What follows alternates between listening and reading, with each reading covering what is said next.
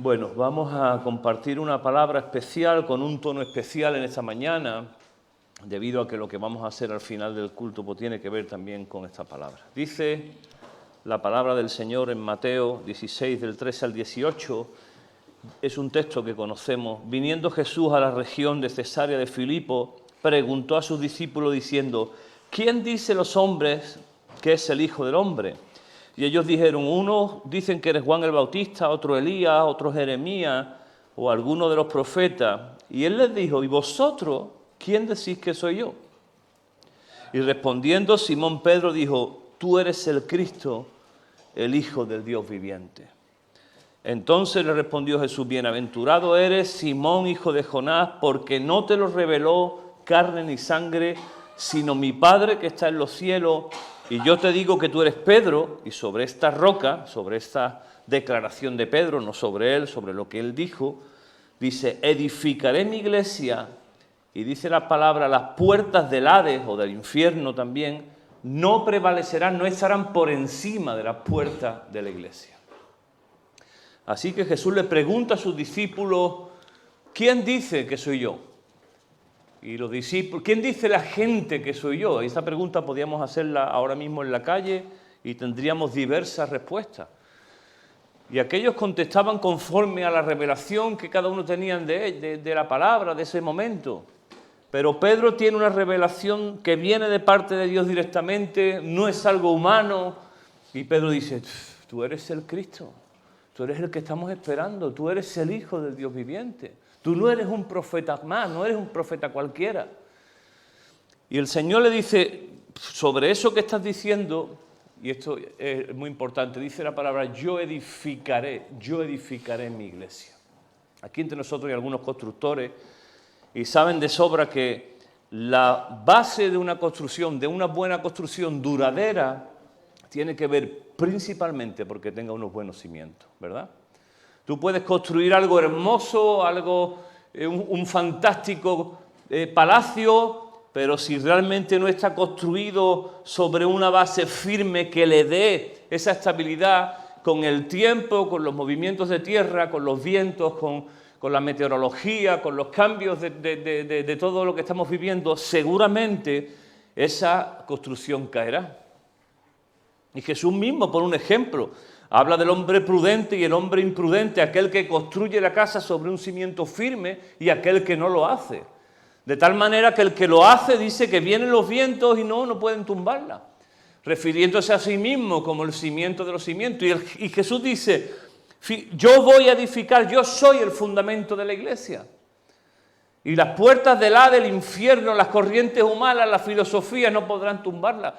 2023 años y estamos diciendo: eres digno de adorar. Y han pasado civilizaciones, han pasado filosofías, han pasado religiones, han pasado cantidad de imperios que han intentado ahogar la palabra de Dios, ahogar a su iglesia, y la propia iglesia con sus errores históricos. Si uno lee la historia de la iglesia, y hoy veremos un poquito, te das cuenta de que realmente con lo mal que lo hicimos, y sin embargo todavía la iglesia del Señor sigue adelante. ¿Saben por qué? Porque está edificada sobre la roca que es Cristo. Así que partiendo de esa idea de que lo fundamental, lo principal en la iglesia del Señor es la roca, es el fundamento, déjame contarte así a modo de historia que para los judíos de aquel tiempo, ellos tenían dos formas de expresar su fe principalmente, que estaba relacionada con lugares. Y los judíos, dependiendo de dónde vivieran, incluso fuera de Palestina, tenían las sinagogas, que eran, entre comillas, como iglesias. Eran lugares de culto, lugares de reunión, lugares de encuentro, donde los judíos se encontraban ahí para estudiar la palabra, para convivir. Y ese lugar estaba dotado de eso, las escrituras estaban en ese lugar. Los rollos de la ley, todo estaba en esos lugares. Si uno quería tener un encuentro con las escrituras, tenía que ir a una sinagoga. No es como ahora, que tenemos Biblias por todos lados, las escrituras las tenemos en el móvil, las tenemos. No creo que haya habido ningún tiempo en la historia donde las escrituras hayan estado más cerca, ¿verdad? Sin embargo, también podríamos decir que es el tiempo donde menos leemos la palabra, curiosamente. estadísticamente lo digo. Pero también los judíos tenían el templo. El templo era el lugar más santo, ahí se celebraban los sacrificios, ahí es donde Jesús mismo ante el templo, acuérdate de ese texto que llega allí, están los cambistas, los que vendían animales, estaban allí formando una, y el Señor mismo llega allí, tumba la mesa de esa gente, dice que coge un látigo, lo dice en otro evangelio, y dice que dicen literalmente, dice, habéis hecho de la casa de mi padre una cueva de ladrones, cuando esto es una casa de oración. Así que Jesús mismo entiende en aquel momento, como judío culturalmente, que el templo aquel era la casa de Dios, era un lugar físico, ¿verdad? Y nosotros también de alguna manera, nosotros también hemos adquirido esa herencia del templo. De hecho, venimos de una tradición católica, la mayoría de nosotros, ¿verdad?, donde la iglesia era el lugar. Esto elevado a los extremos, si uno visita una catedral podrá darte cuenta de la majestuosidad de aquello. Y entre otras cosas, tenía la intención de glorificar a Dios, pero también tenía una intención aquellas construcciones de mostrar un Dios inalcanzable, grandísimo y aterrador. ¿No te entra un poco de yuyu cuando entra a un sitio de esto, no? A mí me encantan las catedrales, soy amante de las catedrales y donde vaya que haya una la visitamos. Me encanta porque me gusta la arquitectura. Pero fíjate, nosotros también, los evangélicos, los cristianos, los protestones, a veces somos más protestones que protestantes, también nosotros hemos heredado ese punto del templo. De hecho, en nuestro argot decimos, nos vemos en la iglesia, ¿sí o no? Y hemos dotado incluso nuestros locales de cierto misticismo. Lo he contado algunas veces, yo era profesor de audiovisuales y fuimos a una iglesia a hacer un montaje, era un curso, y recuerdo que los cables de allí del sitio estaban un poquito irregular, entonces le dije a los alumnos, bueno, ya que estamos aquí, vamos a arreglar, como parte de la práctica, vamos a arreglar el sonido. Y cuando fuimos a subirnos allí, un chaval salió corriendo, ¡no! Pero así como en las películas, nosotros, ¿qué ha pasado? ¿Qué ha pasado? Nos salimos rápido del de eso, sí, ¿qué ha pasado? Yo pensaba que se estaba cayendo algo. Y dice, es que es el lugar santísimo, solo lo pisa el pastor. Y yo me quedé, digo, Dios mío. Y ya con una pértiga cogiendo los cables así, ¿no? Ya hasta susto nos dio de pisar aquello, vaya a hacer que pasara algo. Los bromeos, y ese es el extremo, pero nosotros mismos, en un sentido, hemos dotado a los locales de ese punto de decir, vamos a la iglesia, esto es la iglesia, y en un sentido, claro que sí, hacemos iglesia aquí, pero esto no es la iglesia, esto es un recurso de la iglesia. Y las iglesias se hacen hoy día, y lo veremos ahora en la palabra, la iglesia se hace en un local como este, en un parque, en una cafetería, en un estudio de grabación, en un campo de fútbol, en una plaza toro, y ahí donde haya un cristiano, ahí está la iglesia del Señor. Pero nosotros tenemos ese apego a los locales, todavía tenemos esa herencia ante nosotros de dotar a los locales, a las instalaciones de ese peso, ¿no? De decir, es que la iglesia, es que el local, y sí, obviamente, nosotros, aquí hay una muestra de la excelencia con la que intentamos hacer las cosas siempre, porque esta es nuestra casa, porque aquí queremos convivir, porque queremos estar bien, porque queremos también dar una buena impresión a la gente que llega. Eso por supuestísimo. Pero fíjate, la historia de las religiones precisamente siempre han habido esos lugares que se les ha dotado de cierto misticismo, las peregrinaciones, hay que ir a Jerusalén, hay que ir a la Meca, hay que ir a no sé qué, allí es donde está moviéndose Dios, allí es donde está. Y siempre ha habido, la historia de las religiones, también la cristiana, ha tenido ese punto de la tradición, ¿verdad? De buscar eso y dotar a esos lugares de ese misticismo. Pero mira lo que dice la palabra en Efesios.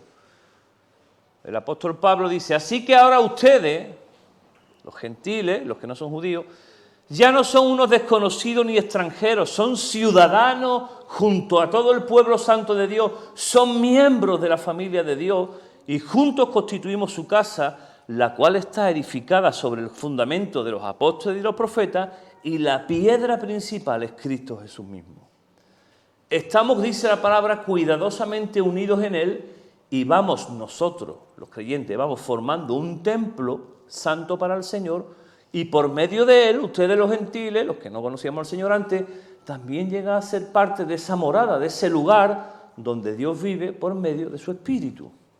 Así que rompe un paradigma cuando viene el Señor, dice, sobre mí, yo voy a edificar la iglesia, no te preocupes. No te preocupes, van a venir modas, van a venir presiones, van a venir imperios, van a venir ideologías, pero ninguno va a poder tumbar la obra, la iglesia, porque la iglesia ya no van a ser edificios, la iglesia van a ser personas.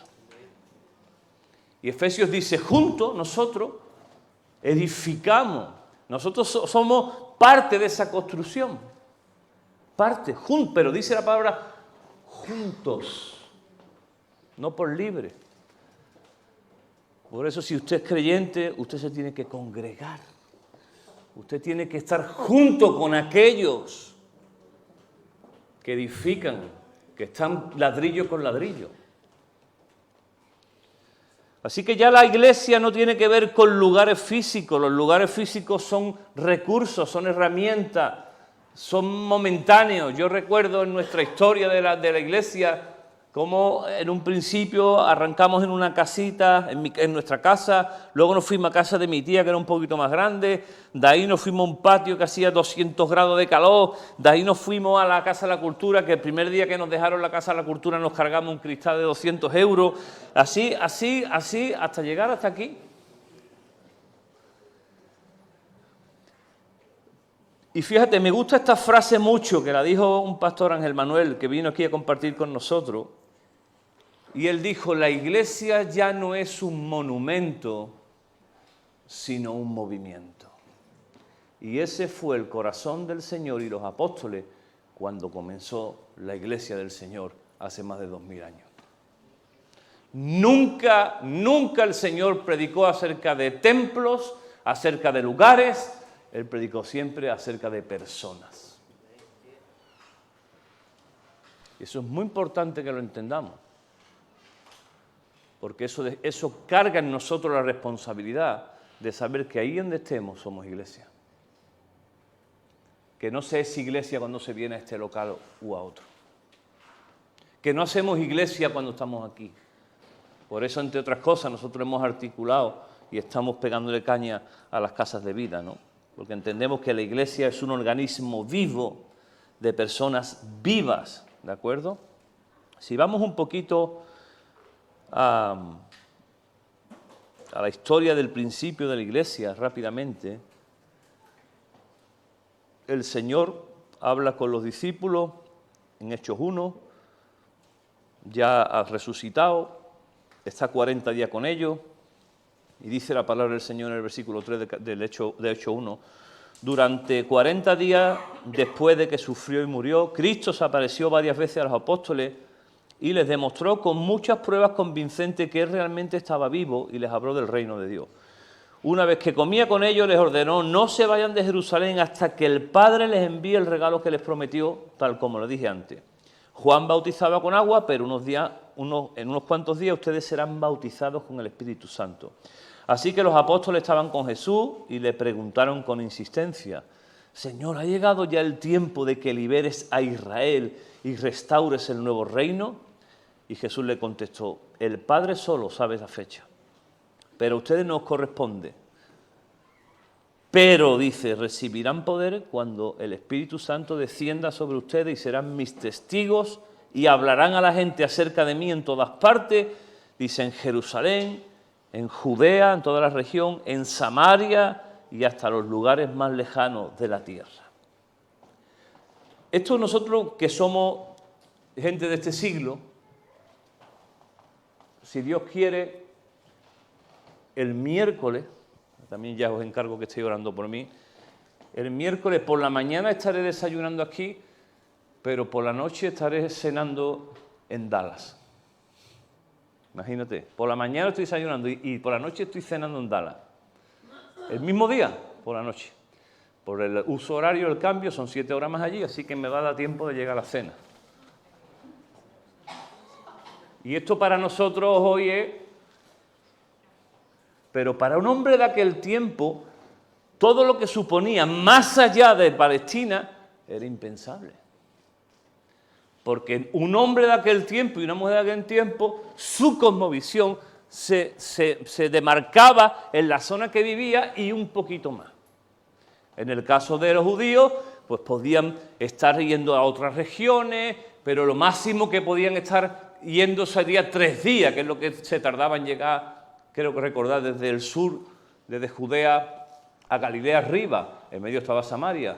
Pasa que daban la vuelta para no ver a los samaritanos. Daban la vuelta así, en serio. Estaba Judea, Samaria y podían coger el resto, pero como no se tragaban uno a los otros, daban toda la vuelta por fuera. Cruzaban el Jordán por aquí y luego por aquí otra vez. Para un hombre de aquel tiempo que te dijeran, oye, es que vas a tenerle que hablar al Señor en Filipinas, uno de Filipinas.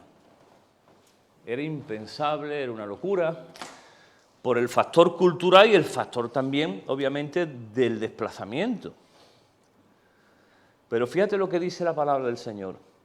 Podréis ser mis testigos, no en vuestra fuerza, solamente cuando el Espíritu Santo venga sobre vuestras vidas. Y ellos me imagino que no lo entenderían mucho, pero dijeran, bueno, vamos a ver qué pasa. Y ocurre, dice la palabra del Señor, en Hechos 2, que el Espíritu Santo llega sobre ellos, acuérdate. Están en el aposento alto esperando, ellos no sabían qué, nunca habían tenido esa experiencia, y dice que el Espíritu Santo viene como un viento y aparecen como unas llamas de fuego sobre su cabeza, y dice que ellos empiezan a hablar un lenguaje que no conocen. Empiezan a hablar en unas lenguas. Mira lo que dice la palabra en Hechos 2. El día de Pentecostés todos los creyentes estaban reunidos en el mismo lugar y de repente se oyó un ruido desde el cielo parecido al estruendo de un viento fuerte, impetuoso, que llenó toda la casa donde estaban sentados. Y luego algo parecido a unas llamas de fuego se aparecieron y se posaron sobre cada uno de ellos, y todos los presentes fueron llenos del Espíritu Santo y comenzaron a hablar, dice la palabra, en otros idiomas, conforme al Espíritu Santo les daba esa capacidad, dice la Nueva Traducción Viviente. Mira lo que ocurre, versículo 5. En esa ocasión había judíos devotos, dice la palabra, de todas las naciones en aquel tiempo conocía. De modo que había judíos devotos africanos, había judíos devotos posiblemente de alguna parte europea o de Asia, había judíos devotos de muchos sitios que hablaban diferentes lenguas. Pero tradicionalmente, una vez al año, intentaban ir a Jerusalén, sobre todo para la fiesta de Pentecostés, para tener allí un encuentro, porque ese era uno de los lugares santos, y sigue siendo Jerusalén. Pero fíjate lo que ocurre, que dice que estaban allí y empezaron a oír, dice que empezaron a oír en sus propias lenguas, en su lengua materna, empezaron a oír hablar. Dice que había gente, partos, elamitas, Mesopotamia, Judea, Capadocia, Ponto, de las provincias de Asia, de Frigia, Panfilia, Egipto, Utrera, Libia. Había gente hasta de Utrera allí aquel día, vendiendo mostachones allí. Mostachones. Y dice que se quedaron maravillados y perplejos y se preguntaban unos a otros, ¿cómo puede ser esto? Fíjate, el Señor les dio una demo. Les dijo, les voy a demostrar que no es por vuestra fuerza, que no es un factor cultural, que no se trata de saber idioma o no saber, que se trata de mi espíritu. Dice que comenzó a darle las lenguas de aquellos que estaban allí y aquellos empezaron a oír en sus propias lenguas y decían, ¿cómo es posible esto? ¿Cómo es posible esto? Que estamos entendiendo el Evangelio, estaban glorificando a Dios, que yo que vengo de Utrera, que yo que vengo de Banfilia, yo que vengo de... ¿Cómo es posible? Pues obviamente fue una obra sobrenatural del Espíritu Santo. Ayer los que estuvimos, los hombres, ¿cuántos hombres estuvieron allí? ¿Y los otros dónde andabais? Es la pregunta. Canalla. Tengo la lista de todos, no preocuparse. Pero Elías Tepper, el pastor que predicó, contó su testimonio.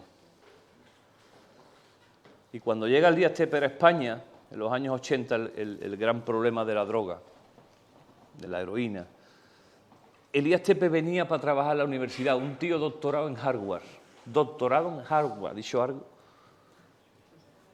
Y llega a San Blas, que era un barrio súper complicado de Madrid, de lo peorcito que había en Madrid. Llegan allí los pobres a un piso barato en San Blas, allí se metieron. Salen a la calle, ven a un hombre de allí tirado, un drogadicto, Raúl Castro, el primer drogadicto que se convirtió con Betel, y dice que lo mete en la casa y dice que ese mismo drogadicto que lo metió, lo robó 10 veces. Y así empezaron la obra de tal, y él decía que era muy curioso, que a mí me tocó mucho el corazón. Dice, estamos en no sé cuántos países, nuestra obra ha crecido tanto, estamos avanzando, dice, y todo lo hemos hecho con gente que ha salido de la calle. Sin formación ninguna, gente destrozada, gente con sus marcas en su cuerpo y en su cara, y dice, y la obra de Dios ha avanzado en el mundo con gente que no puntuaba y que gente que no daba un duro por ello. Hilario mismo dio testimonio, dijo, mi padre me decía todo, y este hombre, Elías Tepper, el único que me dio palabras que me han animado, y Hilario, fíjate lo que trabaja, ¿no? Por eso, amados míos, la obra de Dios no se sustenta sobre nuestros logros, se sustenta, por eso no ha caído todavía la Iglesia sobre el fundamento mayor que es Jesucristo y el Espíritu Santo, que es el Señor de la Iglesia. Y entonces aparece eso, Pedro se levanta, predica y 3.000 personas aceptan ese día al Señor. Comienza la era de la Iglesia. Comienza la era de la Iglesia, comienza a haber un avivamiento en Jerusalén, muchas personas comienzan a entregarse al Señor. Imagínate, si nosotros cuando somos más de aquí, si ayer nosotros para ir a comer, los hombres, 13 o 14 que éramos, no nos organizábamos, 13 o 14 para ir a comer. Imagínate para organizar 3.000 personas de un día para otro. Entonces la Iglesia comienza con esa efervescencia del principio, con conversiones, con milagros. Van al templo, allí está este hombre y que llevaba 40 años allí paralítico. No tengo oro ni plata, lo que tengo te doy, en el nombre de Jesús se levanta. Imagínate, ¿no? Así empieza la Iglesia del Señor. Pero claro, acuérdate que el Señor les dijo, ustedes tienen que ir aquí a Jerusalén, sería Alcalá, ¿no?, a Sevilla o España, pero tienen que ir fuera de aquí, porque el mensaje que ustedes tienen en su corazón, por el Espíritu Santo, por el poder del Espíritu Santo, tiene que trascender más allá de nuestra frontera. ¿Y sabes qué pasa? Que no pasa eso, sino que los primeros creyentes, entiendo por el trabajo que tenían, entiendo por todo, se quedan en Jerusalén. Se quedan en Jerusalén y el mensaje tenía que trascender. Pero ellos dijeron, no, nos vamos a quedar aquí mejor. Dice la palabra del Señor que en Hechos 1 ocurre algo. Están creciendo, pero siguen allí en Judea. Y dice que el primer mártir, un joven que se llamaba Esteban, es apedreado y muere por declarar su fe ante aquella gente. No había habido todavía hasta aquel tiempo, nadie había tenido que morir. Habían encarcelado unos pocos, pero los sacaban. Pero llega un momento donde se produce una persecución. Dice la palabra en Hechos 8:1. Saulo fue uno de los testigos, que después fue Pablo, y estuvo totalmente de acuerdo con el asesinato de Esteban. Ese día comenzó una gran ola de persecución que se extendió por toda la iglesia de Jerusalén. Dice, y todos los creyentes, que había miles, excepto los apóstoles, fueron dispersados por toda Judea y Samaria. Fíjate, una persecución produjo que ahora las semillas se empezaran a disgregar por toda Judea y entraran incluso en Samaria, que no se trataban entre ellos. Dice, con profundo dolor unos hombres consagrados enterraron a Esteban y Saulo, que después fue Pablo, iba por todas las partes con la intención de acabar con la iglesia. Iba de casa en casa, sacaba rastra a hombres como a mujeres, los metía en la cárcel, imagínate. Así que los creyentes dice que los creyentes que se esparcieron predicaban la buena noticia acerca de Jesús a donde quiera que iban. Felipe, por ejemplo, se dirigió a Samaria y allí le contó a la gente acerca del Mesías. Dice que las multitudes comenzaron a escuchar a Felipe porque estaban deseosos de oír el mensaje y de ver de las señales milagrosas que él hacía. Muchos espíritus malignos fueron expulsados, los cuales gritaban cuando salían de sus víctimas, y muchos habían sido paralíticos o cojos sanados, así que hubo mucha alegría en esa ciudad. Fíjate el contrapunto de este texto. Fíjate el contraste tan fuerte y tan duro, que arranca con un hecho trágico como es la muerte de Esteban. Un joven prometedor, con una carrera seguro en el Evangelio prometedora, era joven, y cuando toman a Esteban junto con otros hombres, lo toman porque ven que es un hombre de Dios. Y arranca este texto con lo doloroso de la muerte. La Nueva Traducción Viviente le dice el asesinato.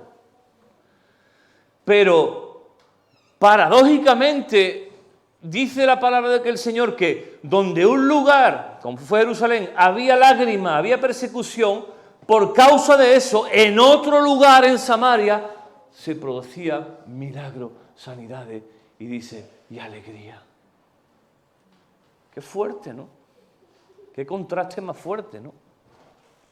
Por un lado, lágrimas de terror y de dolor. Por otro lado, lágrimas de alegría. Y es que el Evangelio del Señor, como movimiento que es, no podrá nunca ser ahogado. Mientras haya un creyente con el Espíritu Santo en su corazón y dispuesto a pagar el precio, el Evangelio correrá imparable. Mira lo que dice Pedro. Ahora ustedes se acercan a Cristo, quien es la piedra viva principal del templo. La gente lo rechazó, pero Dios lo eligió para darle honra. Ustedes, refiriéndose a nosotros, son las piedras vivas con las cuales Dios edifica su templo espiritual, y además son sacerdotes santos por la mediación de Jesucristo. Ustedes ofrecen sacrificios espirituales que agradan a Dios. Como dice la Escritura, pongo en Jerusalén una piedra principal, elegida para gran honra, y todo el que confíe en él jamás será avergonzado. Y yo cojo esta piedra, que la trajo John aquí un día y nunca se la llevó. Aquí. Si yo cojo esa piedra, que es de albero de nuestra tierra, y la pongo ahí, mañana cuando venga, ¿dónde está? A no ser que la de la limpieza la hayan tirado, la gente que le toca limpiar, está ahí. Si yo esta piedra la cojo y me la llevo allí y la pongo ahí, ahí está. Pero es que dentro de 50 años, si nadie la ha tocado, la piedra está ahí. Ni ha crecido ni ha decrecido.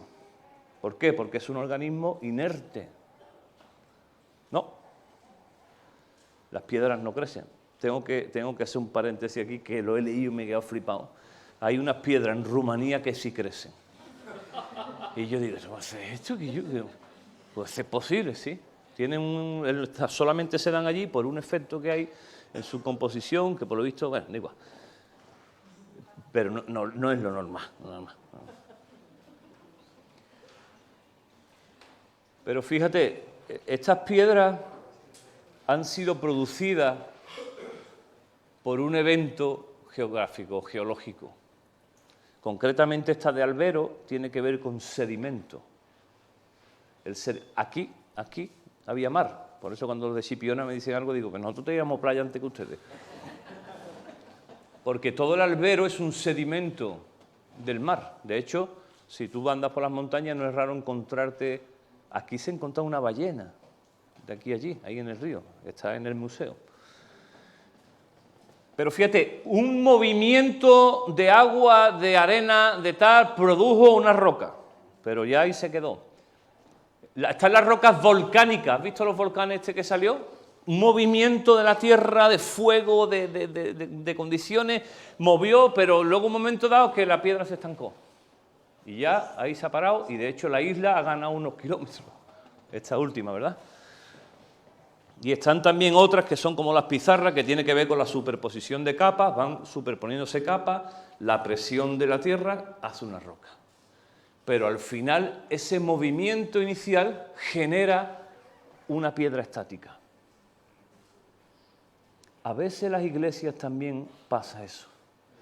Hay un movimiento espiritual de Dios, Dios comienza a hacer cosas, Dios empieza a moverse entre nosotros, milagros, pero de pronto nos volvemos una piedra estática.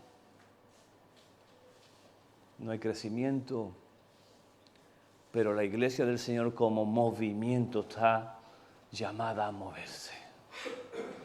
Porque si no nos movemos, no cumplimos. El mandato fue ir a predicar el Evangelio. Ir a predicar el Evangelio. No que la gente venga aquí, nosotros tenemos que ir. Y nosotros ahora somos esas piedras, pero la diferencia de una piedra viva y una piedra así es que somos gente que está edificando, que está siendo parte de la iglesia, pero que también estamos dotados de vida.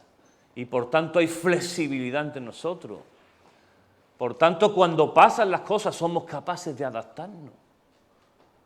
Por eso la palabra del Señor dice, llorar con los que lloran y reír con los que lloran. Y en la iglesia hay momentos donde se vive ese llanto, ese dolor por las circunstancias. Hoy nuestro hermano Cristóbal, esta semana, y nuestra hermana Angélica han perdido a su padre y a su madre respectivamente y nos hemos condolido con ellos, ¿verdad? Estamos en este momento también de sufrimiento peleando por la vida de David. Fíjate, somos piedras, pero no estamos aquí que no nos importan las cosas de los demás. Nos duelen. ¿Por qué? Porque somos piedras vivas. Somos piedras vivas. Y la iglesia del Señor está llamada a moverse. Por eso este título se llama Movimiento, no Monumento. Yo muchas veces me pregunto, ¿qué hubiera pasado si aquellos discípulos no hubieran entendido esto o no hubiera venido una persecución y se hubieran quedado solamente allí, en Jerusalén, que era lo cómodo, que es donde estaba el avivamiento? Pues esto no hubiera pasado porque el Señor de alguna manera lo hubiera hecho. Yo me pregunto también si Isa y yo, muchas veces me hago esa pregunta, cuando estamos en un evento, cuando estamos juntos, cuando estamos haciendo cosas, y yo muchas veces me pregunto, me hago un flashback al pasado, a nuestro inicio, y digo, ¿qué hubiera pasado si nosotros no hubiéramos salido de nuestra zona de confort, donde estábamos, que estábamos súper bien, y hubiéramos dado paso de iniciar lo que hoy estamos viendo, ¿no? ¿Qué hubiera pasado? Pues obviamente, entre otras cosas, no nos hubiéramos conocido la mayoría de nosotros.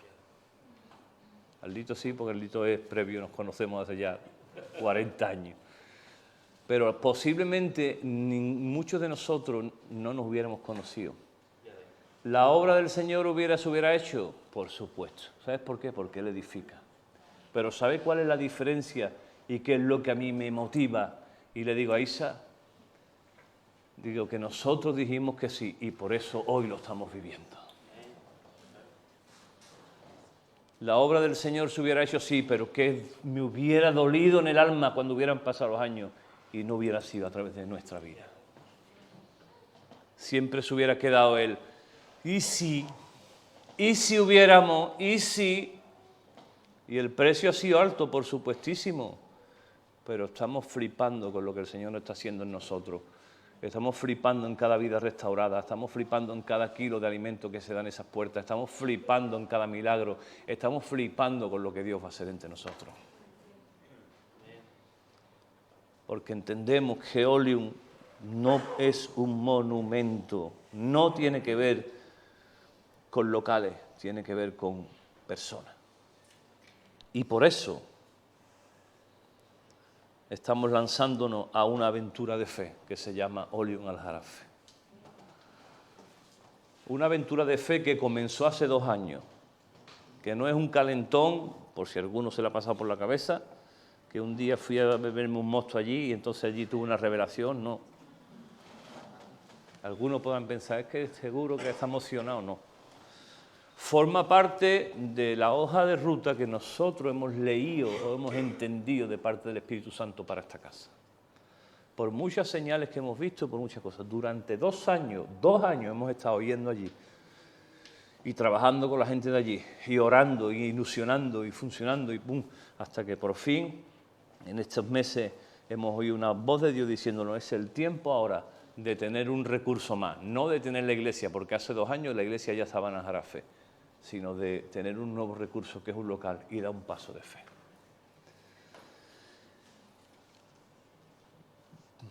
El viento ha soplado del Espíritu y hemos reconocido su voz. Hemos creído que el Aljarafe es un lugar de necesidad. Hemos creído que allí tenemos que estar para que muchas personas tengan la oportunidad de oír del Evangelio. No se trata de abrir una franquicia, como si fuera esto el McDonald's. Se trata de entender que lo que viene ahora es un reto por delante, que va a tener sus complicaciones, pero que en unos meses, en unos años, te puedo asegurar que nos alegraremos juntos de ese paso que damos. Pero claro, este paso no se puede dar con piedras muertas. Este paso no requiere de piedras que no vayan a aportar. Requiere de piedras vivas que quieran ser parte de lo que vaya a acontecer y que estén dispuestas a modelarse, a sacrificarse cuando haga falta. Porque lo cómodo, amados míos, es quedarnos aquí. Ese es el plan más cómodo que existe, que yo muchas veces me pregunto, digo, ¿no hubiera sido mejor? Eso es lo más cómodo. Pero lo más cómodo no siempre es lo mejor. Y hoy tenemos un acto que tiene que ver con que vamos a orar por el equipo que se establece, el equipo que ha estado trabajando durante estos 2 años. No es un equipo tampoco elegido al azar, es un equipo de hombres y mujeres que llevan 2 años partiéndose el lomo en Aljarafe, poniendo de lo suyo, de sus casas, de su dinero, de su tiempo, para que la obra de Aljarafe prospere. Y hemos identificado que son las personas que van a formar ese equipo juntamente con el equipo pastoral de aquí, de nosotros, en una estrategia que estamos lanzando que tiene que ver con que aquí nadie se va. Dice la palabra del Señor en Isaías 54:2, ensancha el sitio de tu tienda y las cortinas de tus habitaciones sean extendidas, no seas escasa, alarga tus cuerdas y refuerza tus estacas, porque te extenderás a la mano derecha y a la izquierda, y tu descendencia heredará naciones y habitará las ciudades asoladas. Y Espartina es una ciudad asolada, donde nunca había una iglesia. ¿Cierto? Aquí está un espartino, o espartano, no sé qué es lo que es. Espartijo, espartero, no sé cómo llamarte. ¿Cómo es? ¿Espartaco? No. Espartilero. Vamos a dejar espartano, me gusta más. Aquí está un espartino, espartilero de pro, que ha orado muchísimos años y él sabe que había mucho intento. Y no porque nosotros seamos especiales, sino porque el Señor ha puesto el tiempo ahora. Pero como te digo, a la aventura que vamos necesitamos que todos seamos piedras vivas. Que todos rompamos nuestras comodidades. Que nadie se quede de espectador, sino que todos seamos protagonistas. No estamos lanzando a nuestros hermanos ahí, venga a buscarse la vida. No. Hay una imagen que hizo Eunice, que me gustó mucho, en la última reunión que tuvimos, que ella dijo, no es una casa aparte, sino que es una habitación más en nuestra casa. De tal manera que no es lo mismo una casa aparte, donde yo tengo que ir y llamar, sino que como es una habitación, yo puedo pasar de mi casa a la nueva habitación de la Aljarafe. Se trata de eso. Qué imagen más bonita, ¿no? No es una casa aparte, no es una iglesia aparte, es una habitación más de nuestra casa Olium.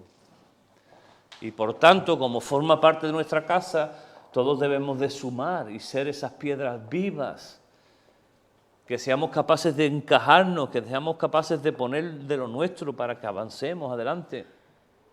No será una misión fácil, pero ¿acaso el reino de Dios es una misión fácil?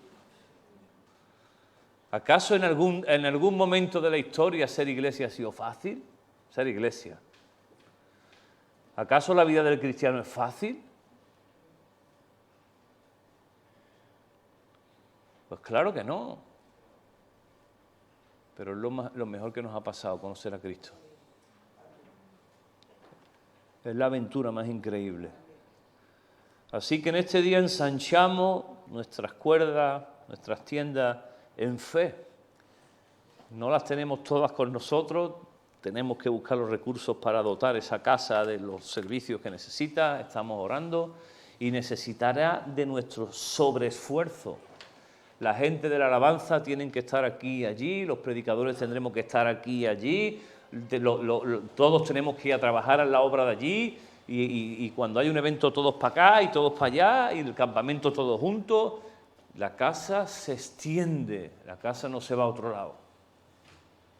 Es muy importante que entendamos el concepto ese, de que es una extensión de nuestra casa, que debemos hasta de cambiar nuestro lenguaje. Y decir, no, nuestros hermanos que se van a las Jarafes, aquí no se va nadie.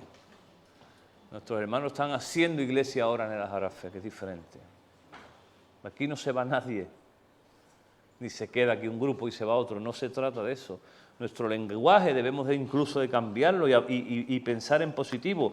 Ya no es la gente del Aljarafe, es nuestra gente, ya no es el local del Aljarafe, es nuestro local, en nuestra iglesia, en nuestro tiempo, porque como piedras vivas que ahora somos llamados a ser, necesitamos que todos conformemos esa casa y seamos flexibles y esforzados.